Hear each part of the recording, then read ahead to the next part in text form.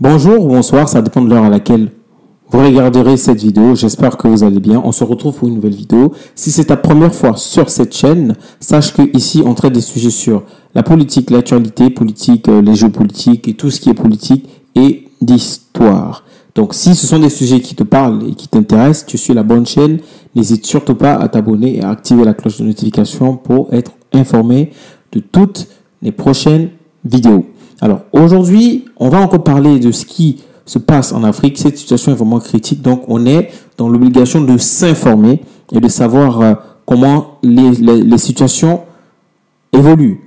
Et vous comprenez que c'est une situation de crise assez importante que en Afrique on n'a jamais connue.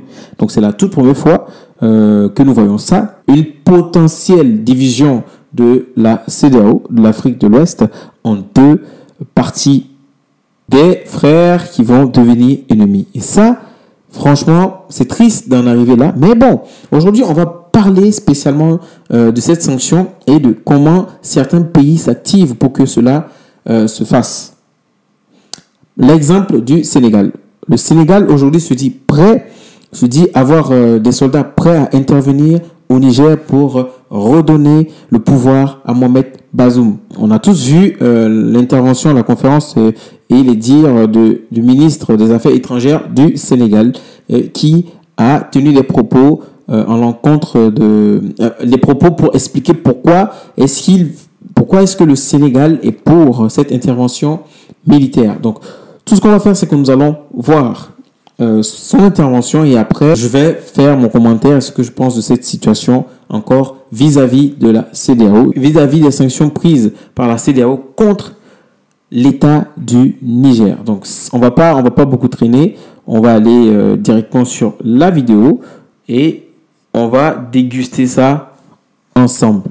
D'accord ? Si la CEDEAO décide d'intervenir militairement au Niger, elle peut compter sur l'appui des soldats sénégalais. C'est ce qu'a déclaré lors d'une conférence de presse à Dakar la ministre sénégalaise des Affaires étrangères Aïssa Tall Sall. La CEDEAO a donné aux autorités à Niamey un ultimatum jusqu'à dimanche pour établir le président renversé Mohamed Bazoum dans ses fonctions.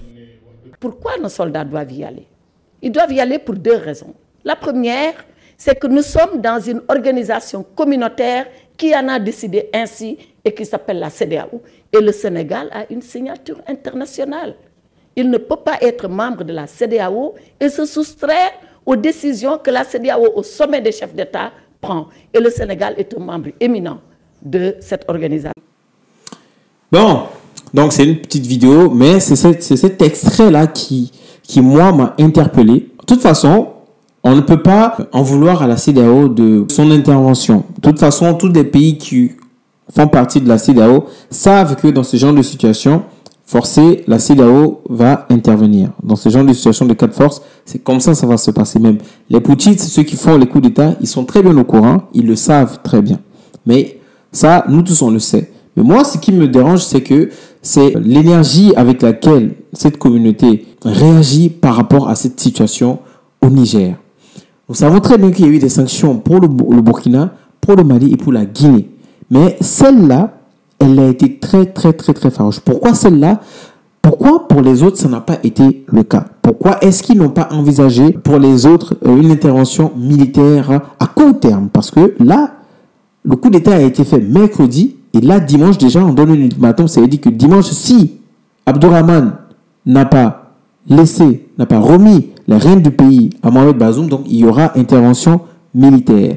Et cette énergie que ces États ont, et en plus, on a même constaté que le Nigeria, qui fournit plus de 70% de l'énergie au Niger, a déjà coupé la fourniture de cette énergie.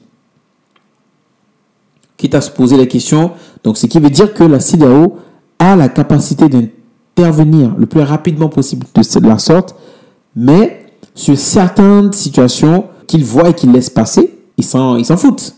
Alors, de quoi je veux parler? Aujourd'hui, on a deux cas de coup d'État. Il y a le coup d'État militaire et il y a le coup d'État constitutionnel. Aujourd'hui, on nous dit qu'ils font partie d'une association communautaire. La CEDEAO, elle est communautaire. Donc, du coup, ce qui veut dire que quand vous faites partie de cette communauté, quand il y a une situation, voilà, vous avez obligation de réagir. Mais aujourd'hui, ce n'est pas le cas. Alors, c'est ce qui fait qu'aujourd'hui, la CEDEAO n'a aucune crédibilité.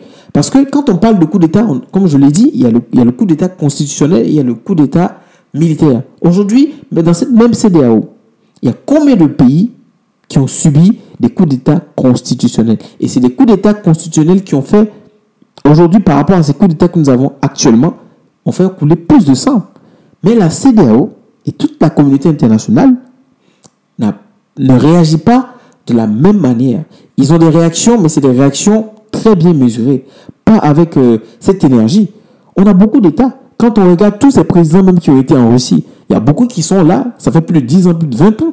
N'en parlons pas quand on regarde le Cameroun, ça fait 40 ans qu'il est au pouvoir. Denis Sassou Nguesso, n'en parlons pas. Quand Alassane Dramane Ouattara a brillé le 3e mandat, qui en a parlé?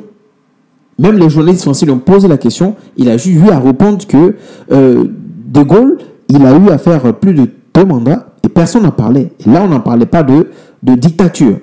Donc, dans ce genre de situation, est-ce que la CEDEAO ne voit pas qu'il est d'autant aussi légitime pour elle d'intervenir aussi sur des coups d'État constitutionnels? Voilà. Là, c'est ce qu'on ne comprend pas. Quand il s'agit de coups d'État militaires, bon, il y a eu une réaction. Après, il y a beaucoup d'exemples. Il y a beaucoup de pays qui ont eu à faire des coups d'État constitutionnels qui sont bien palpables, qui sont concrets. Mais la CEDEAO n'a jamais rien dit, n'a jamais mené des sanctions. Mais aujourd'hui, quand il s'agit de coups d'État militaires, ben voilà. Là, ils font acte de présence. Ils se musclent, ils gonflent les muscles et ils y vont fort. On a un coup d'État qui s'est fait dans un pays. Et le coup d'État n'a pas fait de mort. Et le coup d'État a été accueilli et accepté par le peuple, par la population. Qu'est-ce qu'il faut comprendre là? C'est vrai qu'il ne faut pas encourager les coups d'État, mais à un moment critique, à un moment donné, est-ce que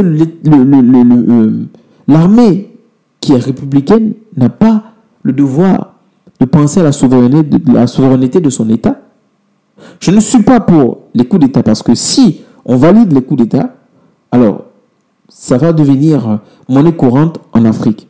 Peu importe la personne qui vient, que ce soit avec de bonnes ou de mauvaises intentions, ça va être compliqué. Et on ne va pas s'en sortir. Par contre, je suis pour la sauvegarde et l'intégrité d'un État. Aujourd'hui, sur tous ces coups d'État, toutes ces personnes-là ne demandent seulement que l'indépendance totale, officielle des États. Donc aujourd'hui, la CEDEAO, pardon de le dire, mais n'a plus de crédibilité aux yeux de toutes ces populations-là, des États qui font partie de cette communauté. On ne comprend pas. Quand il faut juger, quand il faut prendre des décisions, il faut que ce soit 2 poids 2 mesures, que ce soit pareil. Le coup d'État constitutionnel doit être sanctionné de la même manière que le coup d'État militaire. Il faudrait que la CEDEAO se reprenne et revoie sa charte et revoie tout ce qui a été dit quand tu intègres la CEDEAO, toutes les règles qu'ils ont dans la CEDEAO. C'est très important. Je pense qu'ils doivent eux-mêmes faire le travail sur eux et revoir leurs priorités afin d'être prochainement éligibles.